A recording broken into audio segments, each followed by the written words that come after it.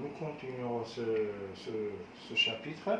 Bon, il faut connaître quelques DL usuels au point zéro. Il faut connaître, c'est très important. Par exemple, 1 sur 1 moins x, il y a plusieurs méthodes pour calculer. Je n'ai pas le temps de donner tous les détails. Directement, ce développement est très facile. C'est 1 plus x au carré, plus x puissance 1 plus petit o de xn. Deuxième exemple, c'est exponentielle x égale à quoi?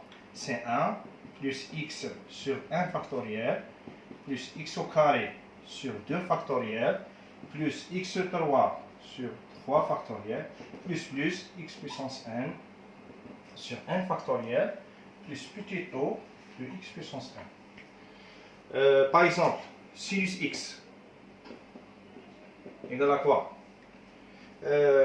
Nous avons vu dans le deuxième chapitre l'équivalence. On a dit que sinus x, elle est équivalente à x. Ça veut dire le démarrage, c'est x. C'est juste pour apprendre. Hein. Sinus x égale à x. Bon, j'ai dit que c'est alterné. X moins x3 sur 3 factoriel. J'ai dit que la fonction sinus, les fonctions seront impaires. Plus, moins, après plus, x puissance 5 sur 5 factoriel. Et je m'arrête à l'ordre de demander. D'accord? Par exemple, cos x. Qu'est-ce qu'on a dit de l'équivalence? Cos x, elle est équivalente à 1. Parce que la limite, elle est finie, existe finie. Donc, 1 ou bien 1. Un autre équivalent, c'est 1 moins x au carré sur 2. Normalement, c'est 2 factoriel. Puisque la fonction, elle est paire. Les puissances seront paires. Plus, j'ai moins. Normalement plus, x puissance 4 sur 4 factoriel. Après, moins x puissance 6 sur 6 factoriel. Après, x puissance 8 plus x puissance... Bon, plus petit o de x puissance 1. Par exemple, bon, qu'est-ce que j'ai dit?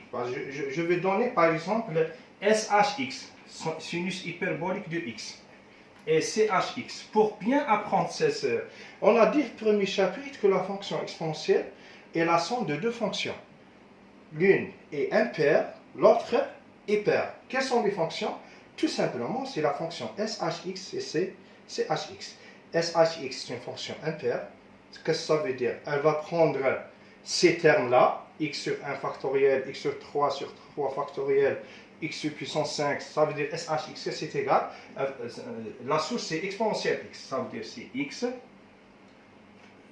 sur 1 factoriel, plus x sur 3 factoriel, plus x puissance 5 sur 5 factoriel, plus, petit o de x plus 1 demandé.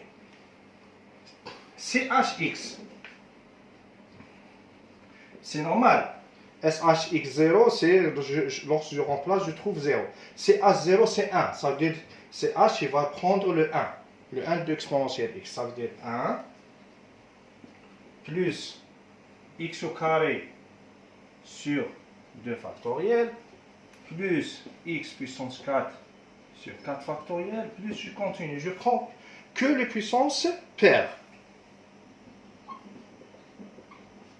J'ai donné ça, c'est très important. Je vous donne des méthodes comment il faut apprendre intelligemment. D'accord? Par exemple, j'efface ça. Je donne par exemple Ln1 plus x. Qu'est-ce qu'on a dit de l'équivalence? Ln1 plus x, elle est équivalent à x. Ça veut dire le démarrage, c'est x. C'est alterné. Moins x au carré sur 2. Il faut se méfier. C'est pas 2 factoriel. C'est 2. Les autres gars factoriels, maintenant, c'est le calcul qui a donné simplifié. La source, c'est factoriel, mais après simplification, il reste le 2.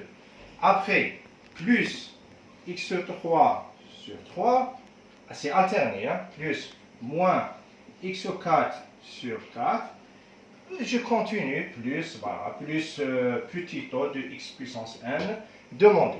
D'accord? Bon, je vous dire, hein, pour l'examen, il ne faut pas s'inquiéter. On ne va pas vous donner pour un quelconque. On va vous donner un deuxième ordre, troisième ordre, maximum 4 ou 5. C'est tout. Hein. Il faut apprendre quelques à l'ordre limité. 2, 3, 5, 4. D'accord? Voilà. Bon, par exemple,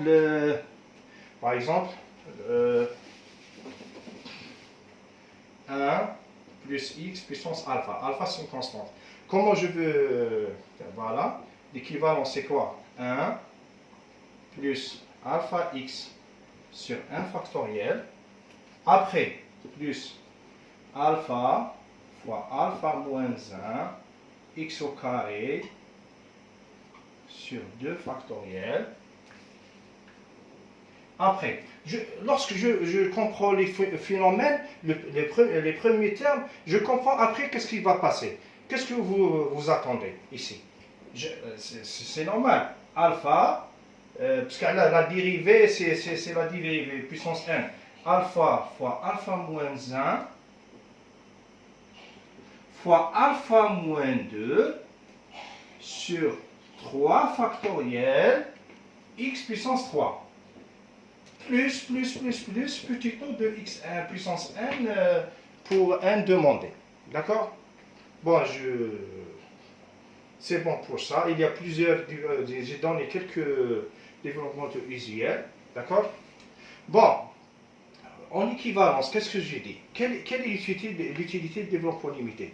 C'est calculer, par exemple, les valeurs approchées d'une fonction difficile.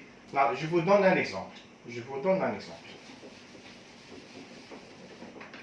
Exponentielle x égale à quoi? On a dit que 1 plus x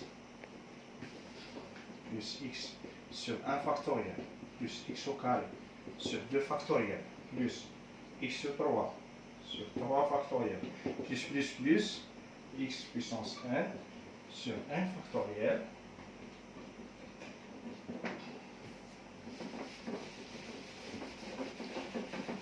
Ça veut dire que j'ai approché la fonction f, par exemple exponentielle, au voisinage de 0 d'un polynôme. D'accord? Par exemple, si je garde le polynôme degré 1, petit, c'est une approximation. C'est une mauvaise approximation. Pourquoi? Par exemple, exponentielle 1. Tous nous connaissons que exponentielle 1 égale à peu près 2,718. Vous remarquez. Exponentielle 1, si je garde que ça, ça veut dire 1 plus x sur 1 facteur plus à l'ordre 1. Qu'est-ce que je veux obtenir? 1 plus 1, 2. Donc c'est une valeur, elle est loin de cette là. Si alors 2, je commence de s'approcher. À certains temps, la valeur elle sera plus proche à 2,778. D'accord? La première utilité. La deuxième utilité, on a vu au cours de l'équivalence, tout ce polynôme, il est équivalent à exponentielle x. Ça veut dire, ça, il est équivalent à ça. Le premier de degré 1 il est équivalent à ça, degré 1, 2 équivalent. Ça veut dire il y a des cas, par exemple, pour calculer les limites, je vais donner un développement limité à l'ordre demandé pour faire les limites. Si j'ai le temps, je vais vous donner un exemple. D'accord? Maintenant, nous allons voir les opérations sur les DL. Opérations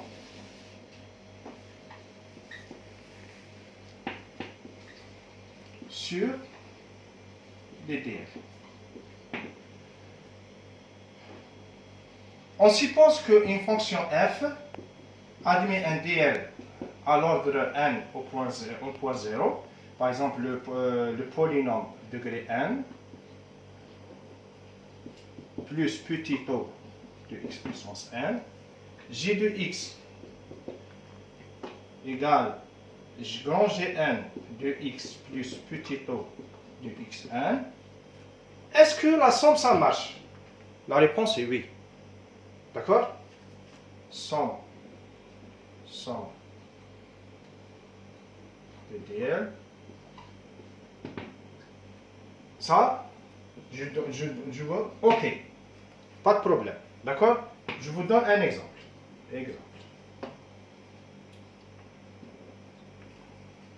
Calculer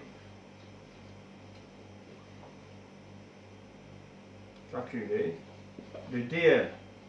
Par exemple, le DL à l'ordre 3 au point 0 de la fonction x sinus x plus cos x.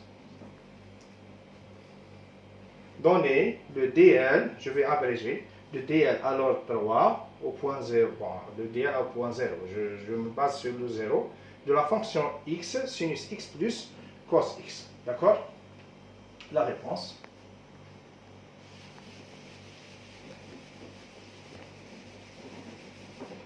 On a sinus x, que c'est égal.